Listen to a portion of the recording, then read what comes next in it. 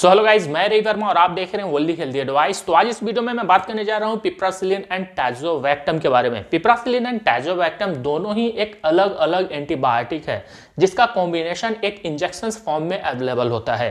तो mostly piperacillin and टैजोवैक्टम किन बीमारियों में बेहतर रोल प्ले करता है, यानी किन बीमारियों को ठीक कर पाता है, इसके साइड इफेक्ट क्या होते हैं, इसके डोजेज और कुछ प्रिकॉशन के बारे में। इसके डोजेस काफ़ी इंपॉर्टेंट होंगे क्योंकि आप सभी बीमारियों में पिप्रासिलिन एंड टैजोवैक्टम का इस्तेमाल नहीं कर सकते हैं।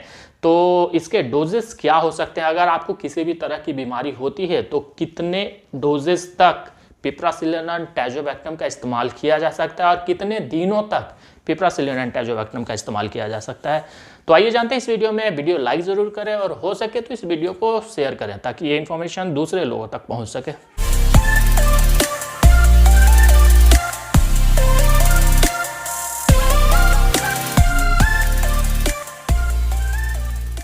तो पहले जानते हैं पिप्रासिलिन एंड टैजोवैक्टम के बारे में। पिप्रासिलिन एक पेनिसिलिन ग्रुप की एंटीबायोटिक है जिसका काम मुख्य रूप से बैक्टीरियल इन्फेक्शंस को खत्म करने का होता है।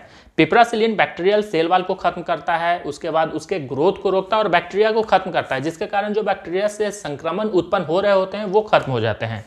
टैजोवैक्टम एक बीटा लैक्टामेज इनहिबिटर है। तो दोनों का जो कॉम्बिनेशन इंजेक्शंस फॉर्म में आते हैं वो काफ़ी बेहतर तरीके से किसी भी इन्फेक्शंस को रोकने में सक्षम माना जाता है।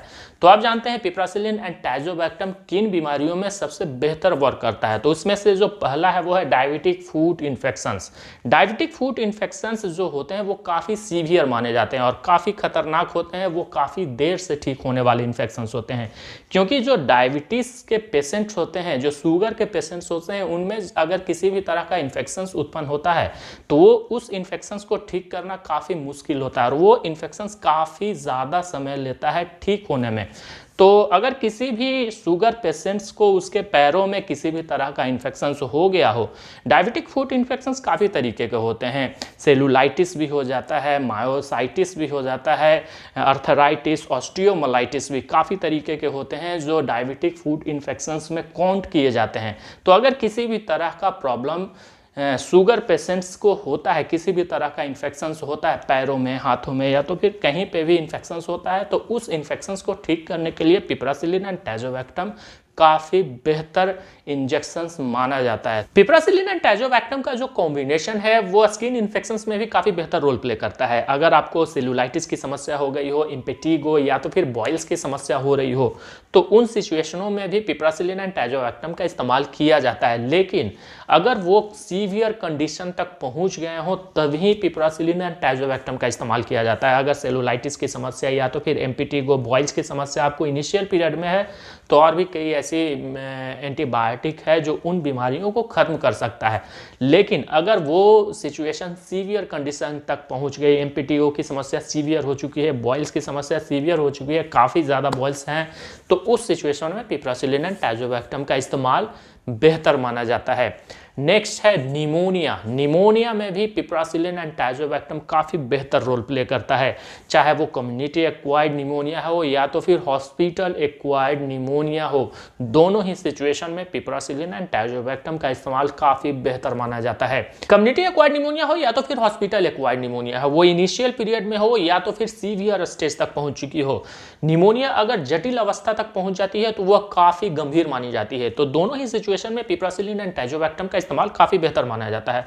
बच्चों में निमोनिया की समस्या काफ़ी ज़्यादा देखी जाती है। अगर बच्चों में निमोनिया हुआ है और आप तुरंत पता लगा लेते हैं कि बच्चों को निमोनिया की समस्या है तो वो सिचुएशन में भी आप पिप्रासिलिन एंड टैजोवैक्टम का इस्तेमाल कर सकते हैं। और अगर वो सीवियर स्टेज तक भी पहुंच जाता है तो दोनों कंडीशन में पिप्रासिलिन एंड टैजोवैक्टम का इस्तेमाल किया जा सकता है और निमोनिया में इसका वर्क काफ़ी बेहतर देखा गया है।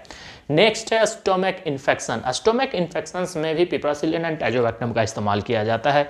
स्टोमक इन्फेक्शन में अपेंडिसाइटिस काफ़ी इंपॉर्टेंट है और पेरिटोनाइटिस। अपेंडिसाइटिस अगर सीवियर कंडीशन तक तक पहुंच चुकी है, तो उस सिचुएशन में भी पिप्रासिलिन एंड टैजोवैक्टम का इस्तेमाल किया जाता है। अगर किसी को अपेंडिक्स की प्रॉब्लम है, उसका अपेंडिक्स काफ़ी ज़्यादा बढ़ गया है और वो रिप्चर्स होने के यानी फटने के कगार पर भी है या तो फिर फट भी चुका है, तो उस सिचुएशन में भी पिप्रासिलिन एंड टैजोवैक्टम का इस्तेमाल किया जाता है। बेहतर वही होगा कि अगर आपको अपेंडिक्स की समस्या है तो उसे ज़्यादा बढ़ने ना दें, आप तुरंत उसे ऑपरेट करवा लें। लेकिन अगर किसी को अपेंडिसाइटिस की समस्या है और वो काफ़ी सीवियर कंडीशन तक पहुंच चुकी है, तो उस सिचुएशन में पिप्रासिलिन एंड टैजोवैक्टम का इस्तेमाल किया जाता है। पेरिटोनाइटिस की समस्या में भी पिप्रासिलिन एंड टैजोवैक्टम का इस्तेमाल किया जाता है। सर्जिकल इन्फेक्शन में भी पिप्रासिलिन एंड टैजोवैक्टम का इस्तेमाल किया जाता है। अगर किसी को सर्जरी हुई है, स्टिचेज लगे हैं और उस स्टिचेज में पस बनने लगा है, तो उस सिचुएशन में भी पिप्रासिलिन एंड टैजोवैक्टम का इस्तेमाल किया जाता है। तो कुछ ऐसी बीमारियां जरूर हैं जहां पे पिप्रासिलिन एंड टैजोवैक्टम का इस्तेमाल काफ़ी बेहतर माना जाता है और उसका वर्क काफ़ी बेहतर देखा गया है। तो अब जानते हैं इसके साइड इफेक्ट के बारे में। हालांकि पिप्रासिलिन एंड टैजोवैक्टम के द्वारा सभी लोगों में इसका साइड इफेक्ट नहीं देखा गया है, लेकिन कुछ ऐसे लोग जरूर हैं जिनको पिप्रासिलिन एंड टैजोवैक्टम के द्वारा साइड इफेक्ट दिखा है। तो अगर किसी भी तरह का साइड इफेक्ट होता है तो वो वोमिटिंग की समस्या हो सकती है, उल्टी की समस्या हो सकती है, मतली की समस्या हो सकती है, हेडक की समस्या हो सकती है, फीवर की समस्या देखी गई है, ज्वाइंट पेन की भी समस्या देखी गई है, इंसोमिया यानी नींद ना आने की भी समस्या देखी गई है, डायरिया और कॉन्स्टिपेशन की भी समस्या देखी गई है, स्किन रैशेस के भी साइड इफेक्ट देखे गए हैं। तो कुछ ऐसे साइड इफेक्ट जरूर हैं जो पिप्रासिलिन एंड टैजोवैक्टम के द्वारा देखे गए हैं। मोस्टली पिप्रासिलिन एंड टैजोवैक्टम एक इंजेक्शन फॉर्म में अवेलेबल है। तो अगर आप इस इंजेक्शंस को किसी भी डॉक्टर के द्वारा लगवाते हैं, तो लगवाते समय अगर आपके शरीर में किसी भी तरह का अस्वस्थता महसूस होती है, तो आप उसी समय अपने डॉक्टर को जानकारी दें, डॉक्टर को बताएं और पूरी इंजेक्शंस देने से रोकें। तो अगर किसी भी तरह का साइड इफेक्ट होता है तो तुरंत अपने नजदीकी डॉक्टर से संपर्क जरूर करें। तो अब जानते हैं पिप्रासिलिन एंड टैजोवैक्टम के डोजेस के बारे में, जो कि काफी इंपॉर्टेंट होने जा रहा है। पिप्रासिलिन एंड टैजोवैक्टम के जो इंजेक्शंस होते हैं उसे मोस्टली वेन में ही लगाने की सलाह दी जाती है। तो पिप्रासिलिन एंड टैजोवैक्टम के जो डोजेज हैं वो व्यक्ति के उम्र, वेट और बीमारी की सीवियरिटी पे यानी जटिलता पे काफ़ी ज़्यादा डिपेंड करता है।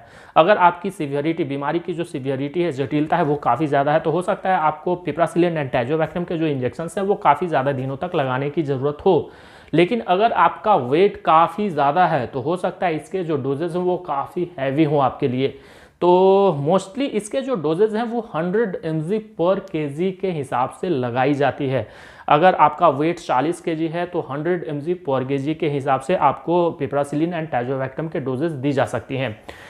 यूजुअली इसके जो डोजेज हैं वो 3.375 ग्राम्स के एवरी 6 आवर पे लगाया जा सकता है। अगर बीमारी की जटिलता ज़्यादा है तो इसे बढ़ाया भी जा सकता है, या तो फिर आपका वेट काफ़ी ज़्यादा है तो इसे बढ़ाया भी जा सकता है। इसका जो इस्तेमाल है वो मोस्टली 7 से 10 दिनों तक करने की सलाह दी जाती है। किसी भी केस में अगर आप पिप्रासिलिन एंड टैजोवैक्टम का इस्तेमाल कर रहे हैं तो 7 दिनों से 10 दिनों तक इसका इस्तेमाल किया जा सकता है। अगर आपको सीवियरिटी काफ़ी ज़्यादा है तो इसे बढ़ाया भी जा सकता है। तो मोस्टली पिप्रासिलिन एंड टैजोवैक्टम के जो डोजेज हैं वो काफ़ी इंपॉर्टेंट होते हैं, क्योंकि अगर आप इसका इस्तेमाल पूरी डोज में नहीं करते हैं तो जो बीमारियां ठीक होनी है जितने समय में, उतने समय में आपकी बीमारी ठीक नहीं हो पाएगी। और अगर आप इसके डोजेज हैवी डोज इस्तेमाल कर लेते हैं तो हो सकता है आपको इसके साइड इफेक्ट दिखें, क्योंकि हैवी डोज हमेशा साइड इफेक्ट का कारण बन सकता है। तो वीडियो अच्छा लगा हो तो वीडियो को लाइक करें, शेयर जरूर करें ताकि ये इन्फॉर्मेशन दूसरे लोगों तक पहुंच सके।